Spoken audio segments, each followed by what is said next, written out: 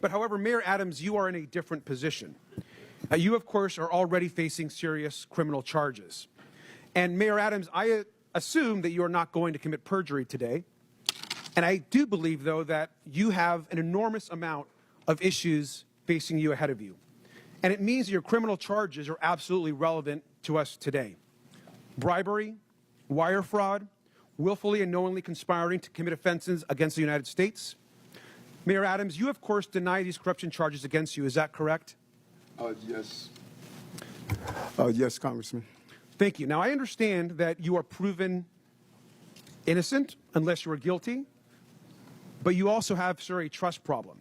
4 of your deputy mayors have resigned. Now, this is serious, and Republican prosecutors agree that the evidence against you is ironclad, yet Trump's DOJ moved to drop these charges. Now, I just want to be and show this. I want to be just really clear and show this here. Now, look at how the Trump-appointed acting U.S. attorney who was prosecuting you described it. Because the law does not support a dismissal, and because I am confident that Adams committed the crimes with which he is charged, I cannot agree to seek a dismissal. Now, this is a conservative Republican who resigned when Donald Trump pressured her to drop the charges. And we know that the Trump administration demanded that the charges be dropped. And this is key. They will be able to refile them against you, Mr. Mayor, at any time. I think, personally, that's why you sat next to the architect of family separation on Fox and Friends. Now, Tom Homan sat next to you and said the following, and I quote, "Getting on Rikers Island is step one. We're working on some other things that we don't really want to talk about on open air because the city council will be putting roadblocks up on us. The mayor and me have a commitment to several other things." Now, this was you, of course, and Mr. Homan, the architect of family separation. This is also incredibly concerning, Mr. Mayor. You sat next to him, you smiled, you badmouthed your own city council.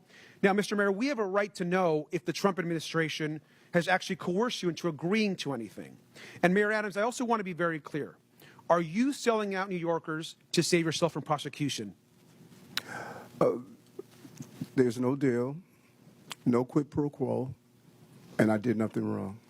And anything dealing with this case out of deference to Judge Ho, who's now addressing it, I'm going to refer to his actions. Well, Mr. Mayor, it appears, to me at least, that you are selling New Yorkers out.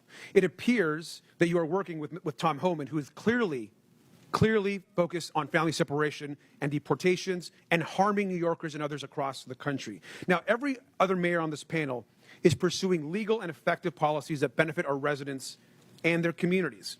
Their policies actually uphold public safety. Now, I personally agree with the majority of New Yorkers and think, Mr. Mayor, that you should resign. You should do the right thing. You should step down and resign today.